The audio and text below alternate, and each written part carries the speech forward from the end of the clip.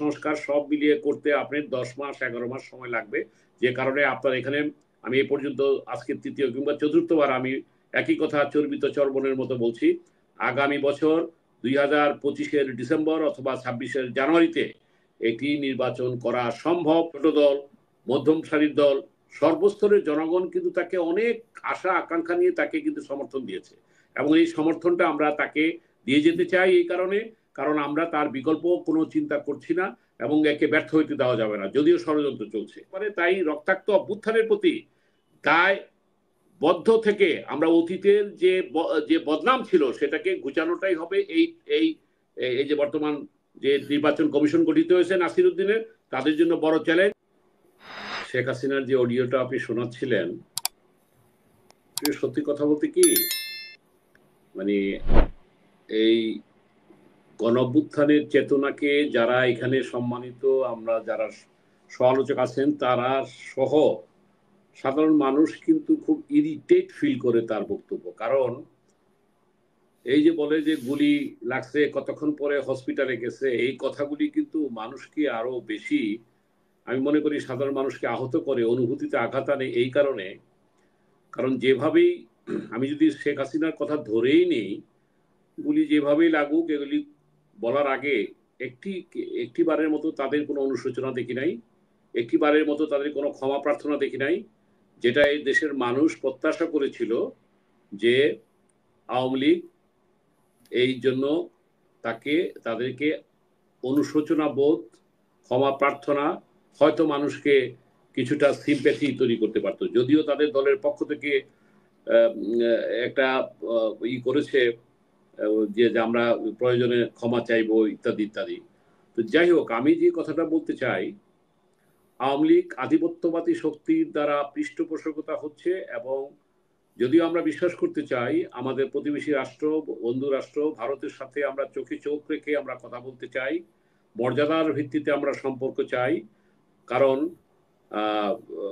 প্রতিবেশী রাষ্ট্র সে আমাদের যেহেতু আমাদের প্রতিবেশী, সে থাকবে, কিন্তু সেটা হবে আমাদের আত্মসম্মান এবং মর্যাদা এবং স্বার্থের বিনিময়, এবং সেটা আমাদের দুই দেশেরই স্বার্থ আছে।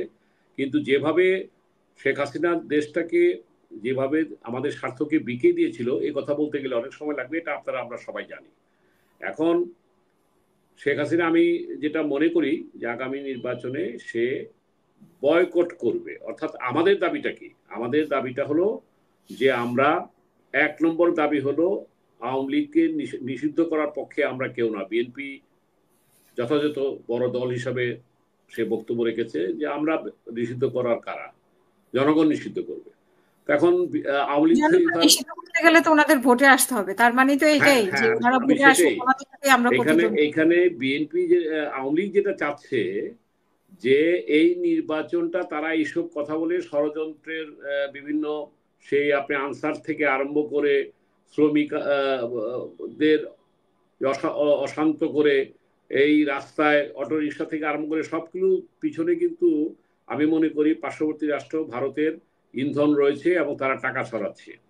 আমাদেরকে ঐক্য বজায় রাখতে হবে, এবং আমাদেরকে কিন্তু এটা সত্যি কথা যে এই 24-এর যে গণঅভ্যুত্থান হয়েছে, যে আকাঙ্ক্ষা হয়েছে, সেই আকাঙ্ক্ষাকে আমাদের ধারণ করতে হবে। এবং সেই আকাঙ্ক্ষাটা কি? আকাঙ্ক্ষাটা হচ্ছে রাষ্ট্র কাঠামো পুনর্গঠন করে সংস্কারের মাধ্যমে আমরা প্রতিষ্ঠানগুলো, বিশেষ করে প্রশাসন, পুলিশ, বিচার বিভাগ পুনর্গঠন করে আমাদেরকে নির্বাচন করতে হবে। এবং এটাও ঠিক যে সেটা এগুলি করতে তো অনেক সময় লাগবে, এবং আমরা এই জন্যই আমি বলেছি আপনাকে যে প্রথম পুনর্গঠন বলেন, সংস্কার বলেন, আমাদেরকে নির্বাচনী সংস্কার করতে হবে। নির্বাচনী সংস্কার করতে গেলে সেই নির্বাচনী 3টা ভোট, 14, 18, 24-এ 3টা প্রজন্ম ভোট দিতে পারে নাই, এদের ভোটার তালিকা করতে হবে। এখন আপনি চিন্তা করেন যে 12 কোটি ভোটার ছিল 2024-এ, এখন তো ধরেন নতুন প্রজন্ম ঢুকলে আরো 1.5 থেকে 2 কোটি ভোট বাড়বে। এই 13-14 কোটি ভোট 4 বছর লাগবে নাকি? না না না না না, আপনাকে এটা আমি আগেও বলেছি, সেই এই ভোটার করতে 9 মাসের মধ্যে এটা সম্ভব।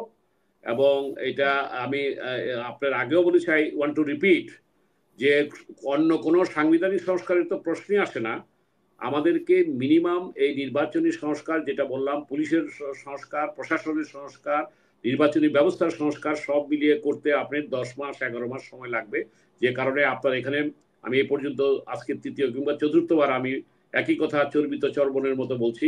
আগামী বছর 2025-এর ডিসেম্বর অথবা 26-এর জানুয়ারিতে একটি নির্বাচন করা সম্ভব যদি যদি চায়, এবং এটার জন্য এটা নির্বাচনী রোডম্যাপ দিয়ে দিলে হয়তো, এটা ঠিক আমি বিশ্বাস করতে চাই যে আজকে তারেক রহমান সাহেব জাতীয় নেতার মতো খুব ম্যাচিউর বক্তব্য রাখছেন, যেটা জনগণকে আস্থার জায়গায় নিয়ে যাবে। উনি যে কথাটা বলতে চাচ্ছেন যে যত বেশি দেরি হবে, এখানে অনেকে যারা বলতে চান যে 2 বছর 3 বছর ইত্যাদি, এটা দেরি হলে তো এই তো বাড়বেই, সংকট তো বাড়বেই, কারণ ষড়যন্ত্র চলছে। জিনিসপত্রের মূল্য, আজকে যে মূল্যস্ফীতি, মূল্যের যে দ্রব্যমূল্যের যে ঊর্ধ্বগতি, এটা তো নিয়ন্ত্রণ করতে পারছে না। আজকে এটাকে নিয়ন্ত্রণ করতে হবে।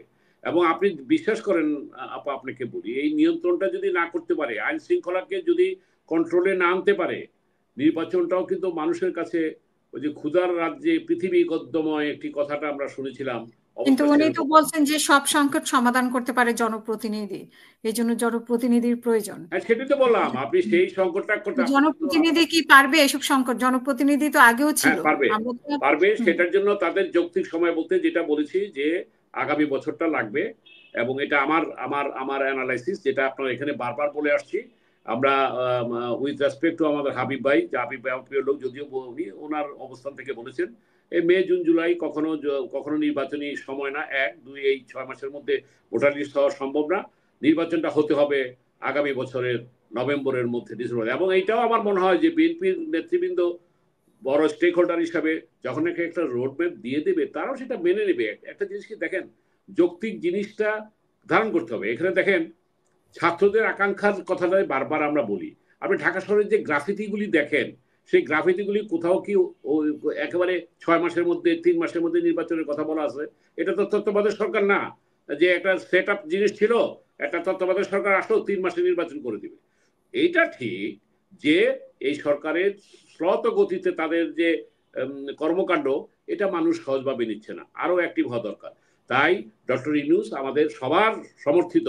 এখানে যারা রাজপথে বিএনপির মতো বড় দল ছিল, ছোট দল, মধ্যম সারির দল, সর্বস্তরের জনগণ কিন্তু তাকে অনেক আশা আকাঙ্ক্ষা নিয়ে তাকে কিন্তু সমর্থন দিয়েছে, এবং এই সমর্থনটা আমরা তাকে দিয়ে যেতে চাই এই কারণ আমরা তার বিকল্প কোনো চিন্তা করছি না, এবং একে ব্যর্থ হইতে দেওয়া যাবে না, যদিও ষড়যন্ত্র চলছে। তো যাই হোক, আমি যে কথাটা বলতে চাচ্ছি যে আজকে আপনার যেটা আপনি একটা বলে গেছেন, এই প্রসঙ্গটা আমি বলে দিই যে জাতীয় সংসদ নির্বাচনের আগে স্থানীয় সংসদ নির্বাচনের কথা আপনার তোফায়েল আহমেদ বলেছেন। আমি এই প্রসঙ্গটাই পড়বেই আমি খুব 1 মিনিটে শেষ করে দিতে চাই। দেখেন, প্রথম কথা হলো যে ভোটার তালিকা প্রণয়ন করতে হবে, এবং বড় দলগুলির সাথে, সব দলগুলির সাথে, স্টেক হোল্ডার সাথে ঘন ঘন বসতে হবে। ওই 10 মিনিট 15 মিনিট আধা ঘন্টার বসতে হবে না। আমার মনে হয় আগামী জানুয়ারিতে বসে, যেটা ডক্টর ইউনূস সাহেব কমিটমেন্ট করেছেন যে ঠিক আছে, আমি এই আমার রূপরেখা আগামী বছর ডিসেম্বর, জানুয়ারি আর ফেব্রুয়ারি, 1 2 মাস 3 মাস, কিন্তু এটা কিন্তু একটা ঐক্যমত তৈরি হলে আন্ডারস্ট্যান্ডিং, এটা কোনো ব্যাপার না যে এই পর্যন্ত আমার নির্বাচনটা করতে আমার এই সময় লাগবে, ভোটার লিস্ট ইত্যাদি ধরনের কাজ করতে এই সময় লাগবে, এর মধ্যে আমি এই সংস্কার করব, অর্থাৎ সমান্তরাল ভাবে চলবে। এবং সেই সমান্তরাল ভাবে চলতে গিয়ে এখন প্রশ্ন আসবে যে স্থানীয় সরকার নির্বাচন আগে না আমাদের জাতীয় সংসদ নির্বাচন আগে। সেখানে যদি এমনও হতে পারে যে আজকে আওয়ামী লীগ যে ধ্বংস করে গিয়েছে প্রতিষ্ঠানগুলো, যে আপনি দেখেন স্থানীয় পর্যায়ে নৌকা প্রতীক কিংবা ধানের শীষ প্রতীক, তারা তো নির্বাচন করে নাই, এটা সত্যি কথা। 15 বছর 17 বছর তারা রাজপথে ছিল, কিংবা একমাত্র নৌকা প্রতীক যারা, তারাই নির্বাচন করেছে। এটাকে বাদ দিতে হবে।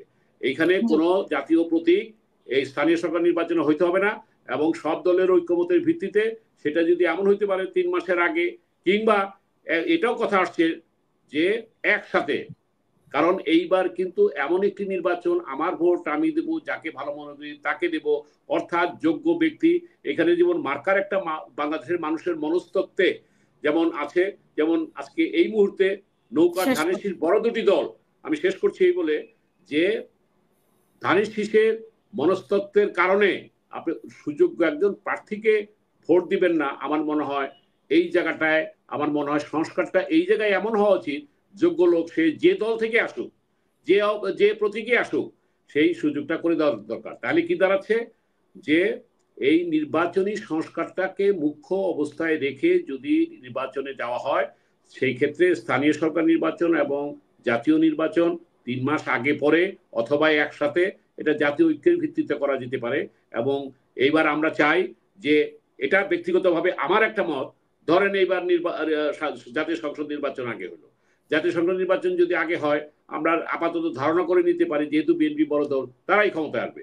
তারা ক্ষমতায় এসে যেহেতু যদি নির্বাচনটা করে, ন্যাচারালি স্থানীয় সরকারে বিএনপির প্রার্থীরাই অধিকাংশ ক্ষেত্রে জিতবে, এটাই পারসেপশন।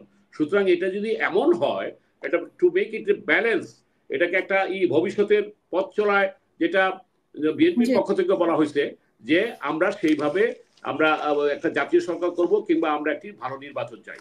সুতরাং একটা ভালো নির্বাচনের জন্য আজকে সেইভাবে যদি কাজ হতে পারে, তাই রক্তাক্ত অভ্যুত্থানের প্রতি দায় বদ্ধ থেকে আমরা অতীতের যে বদনাম ছিল সেটাকে ঘুচানোটাই হবে এই এই এই যে বর্তমান যে নির্বাচন কমিশন গঠিত হয়েছে নাসির উদ্দিনের, তাদের জন্য বড় চ্যালেঞ্জ।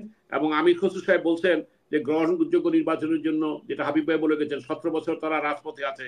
সুতরাং এটা মাথায় রেখে আগাইতে হবে। তাহলে দুইটা জিনিস যদি মাথায় রাখি, যে নির্বাচনের জন্য, একটা ভালো নির্বাচনের জন্য বিএনপি যেমন রাজপথে ছিল, ঠিক তেমনি ভাবে এই ছাত্রদের যেন গণঅভ্যুত্থানের আকাঙ্ক্ষা, তারা একটা ফ্যাসিবাদ বিরোধী একটা নির্বাচনী একটা, এটাকে কি বলে, গণতান্ত্রিক সমাজ ব্যবস্থা যাতে গড়ে ওঠে, এক সুন্দর নির্বাচন হয়, সেইটার সমন্বয় ঘটানোটাই হচ্ছে আমাদের ঐক্যের মূল সোপান।